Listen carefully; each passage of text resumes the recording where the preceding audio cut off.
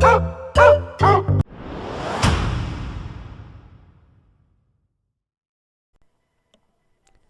everybody, it's Doug here. Doug Mr. Guy on Board Game Geek. Doug Herring on YouTube and Doug Mr. Guy on YouTube as well. Bringing you a special episode of my visit to BGGcon 2015 this year. And I went last year as well and this year, and I just wanted to bring you some highlights of that.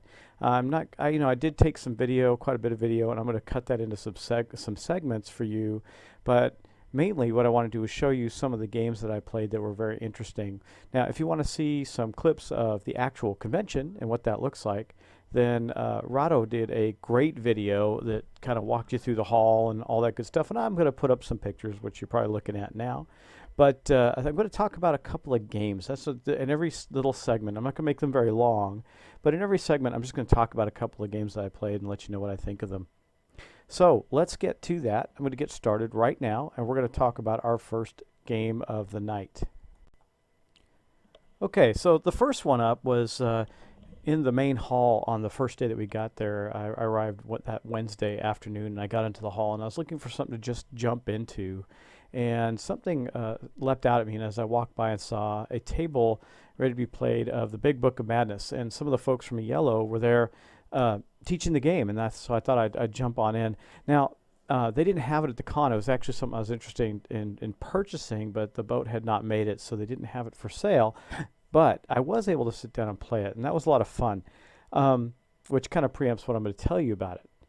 So we sat down to play, and essentially the Big Book of Madness is a deck builder at its heart, and you have these cards that represent the certain elements that you have: earth, air, fire, water, etc., spirit, that type of thing. And you're trying to build these sets so you can cast spells. Now, this is a fully cooperative game, and what you're trying to do is you have this big book, and you'll see it in the pictures that I'm displaying, that the book opens and displays to you a new monster or creature that you've accidentally released from the book.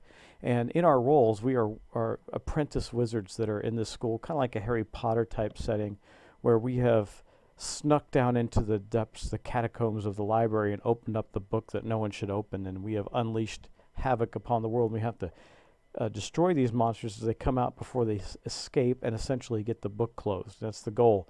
And it's a balancing act, because when the book opens up and the monster comes out, the monster populates a bunch of curses in the form of things like you need to play certain types of cards to, like certain elements to close it, or this bad effect happens to you.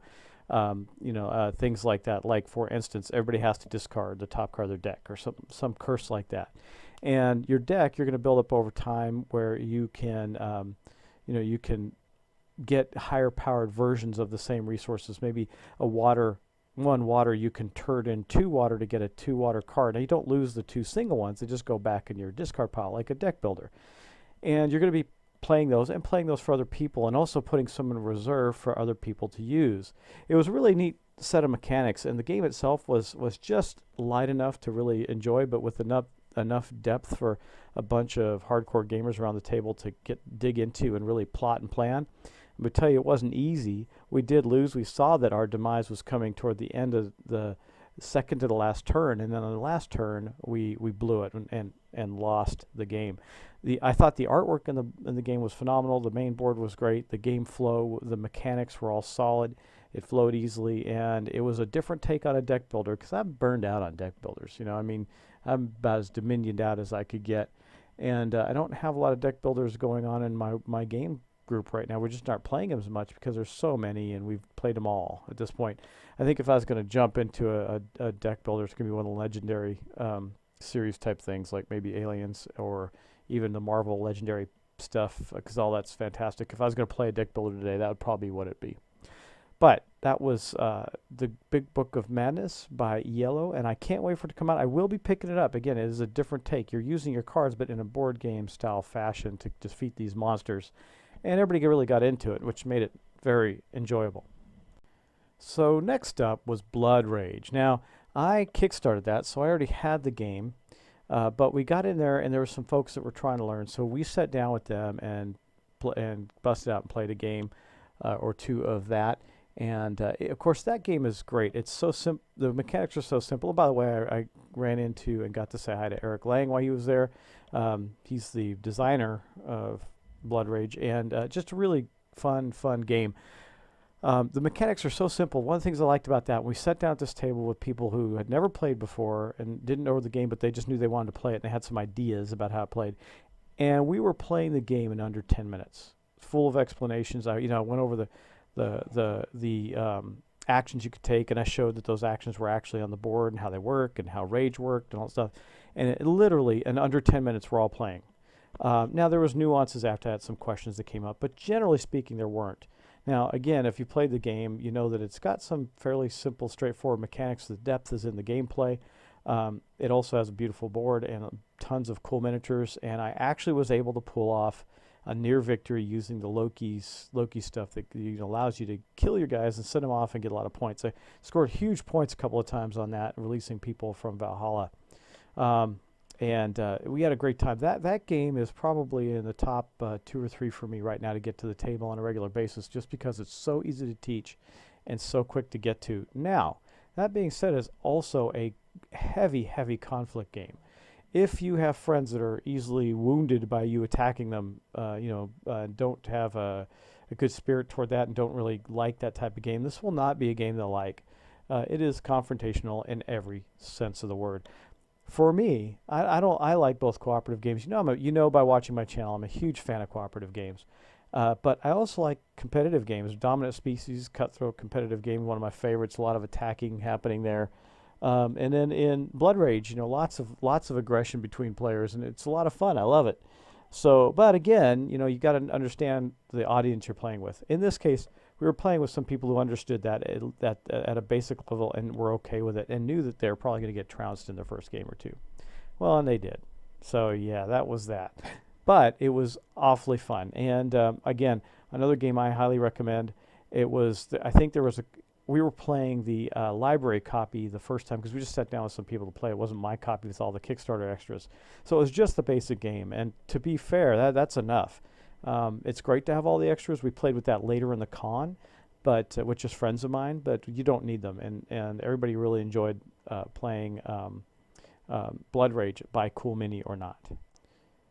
So another one I got was, and I got this Kickstarter right before the day before I left for BGGcon. So I threw it in the car as we were driving up because I knew it wouldn't be in the library at the con. And that was Ghostbusters, the deluxe edition of Ghostbusters that was just released on Kickstarter. So as a Kickstarter backer, I got it, and I took that with me. Well, we got that on the table. I'm going to show you a bunch of pictures from that one, and we played it. There's an element of it that I like and don't like, and it reminds me of a Darkest Night, where no matter how many people are playing the game, you always have to have 4 characters. So if you have 2 people playing, you have 4 characters. 1 person playing, 4 characters. However it goes, which is a bit of an immersion breaker because you don't get to play this specific character unless there are 4 people playing. So just because we didn't know the rules, 2 of us sat down to play it, and I played 2 characters, and my friend played the other 2, and we went through an entire what they call campaign, which is a set of scenarios, in probably under a few hours. And it's not a heavy game. The miniatures are fantastic. The gameplay is light and fun. We did enjoy it. I thought that the first campaign we played was a little easy. We whooped it. Even the last one where you're having to get Slimer and you have to chase him and you have to close the gates around that he's running to around the board before you can even attack him. And even with that one, we got a little close to losing. It was kind of tight, but it wasn't that tight. So I'm hoping as I continue to play through these, which, by the way, I'll be doing a playthrough of soon, I'm hoping that they get a little tougher.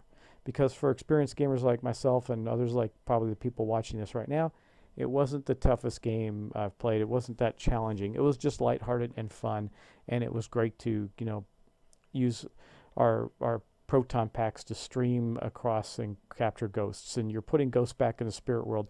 So philosophically, this is kind of like a dungeon crawl. You're in the Ecto-1, you go to a scenario board, there's ghosts all over it, you got to get out and capture those ghosts and put them into the containment center, which sends them back to the spirit world. And of course, more and more come out in each turn. And the objectives at first are very simple, like capture X number of ghosts, get rid of them before before you get overrun. And in the original scenarios, never even came close to having a problem. Capturing Venkman, he has this great ability, and I can't remember which other character. I'll have to remember which other character he's very cohesive with. But when he gets slimed, he gets experience, and you go up experience levels as you play, and you get slimed a lot. So I would just have him run in, literally get right next to something that was going to blow up in slime, shoot it, blow it up in slime. He gets slimed, and then the other character, which I think it was Egon, I'm not sure, would run up and had the ability to unslime, and he got experience for unsliming people.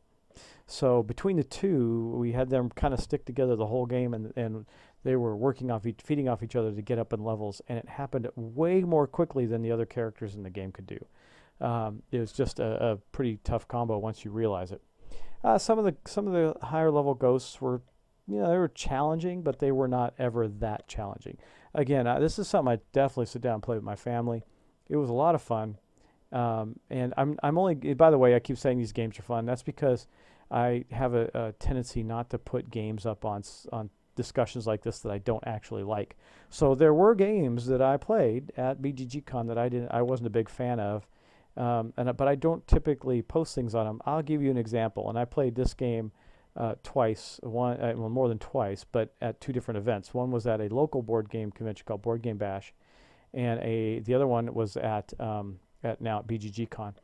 And I like the other game because I did kickstart and get their other game, Burgle Brothers, but the one I didn't like was paperback. And I know a lot of people love it. It's a deck builder where you're trying to actually spell out words and and get these novels for points. It felt like homework to me. I couldn't stand it. I just didn't like the game. Now, a lot of people do. I'm not saying this is just my personal taste, keep in mind. But that's why you won't see it on my channel, and I won't regularly talk about games like that. I'm just referencing that one because it was a recent experience.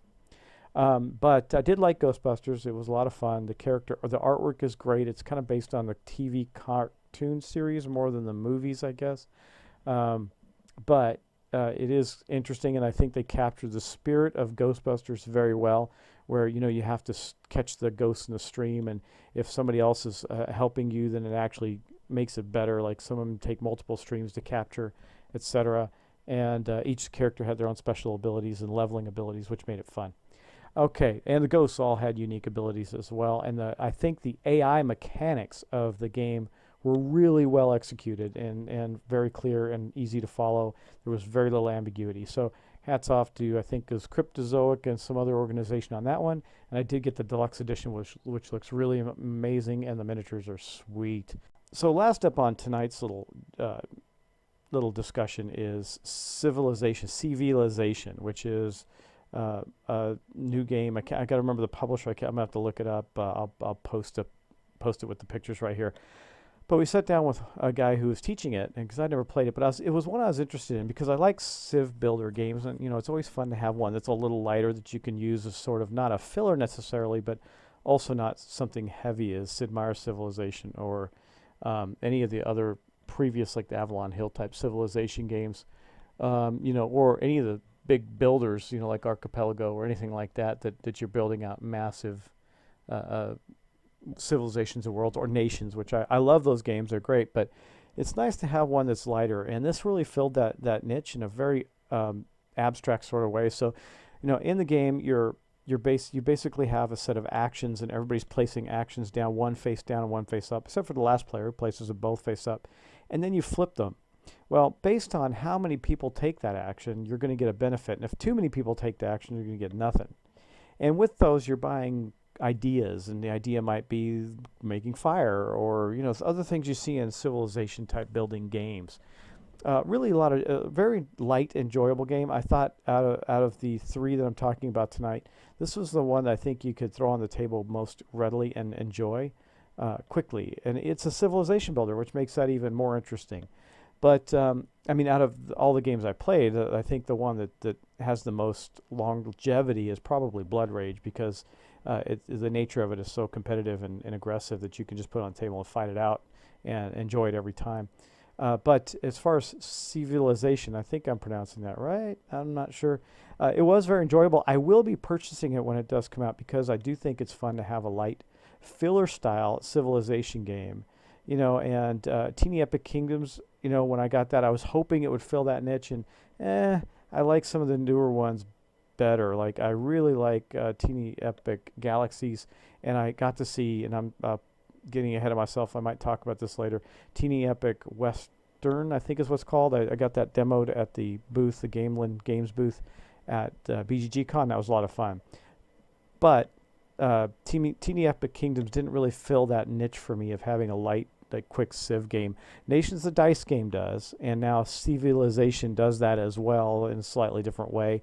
It's not a long play time, very quick. We played it kind of late at night, and so we were a little tired, and it still didn't tax our brains, which was good. I like that. Anyway, let's continue on with our discussion. I'm going to wrap this one up and get prepared for the next one, as also I'm going to have another playthrough. Okay, so just wrapping this up, those are the games that I first wanted to share with you from BGGcon 2015, where I had a wonderful time, and highly recommend that you come to the next one in 2016 so we can all play some games together, which would be great.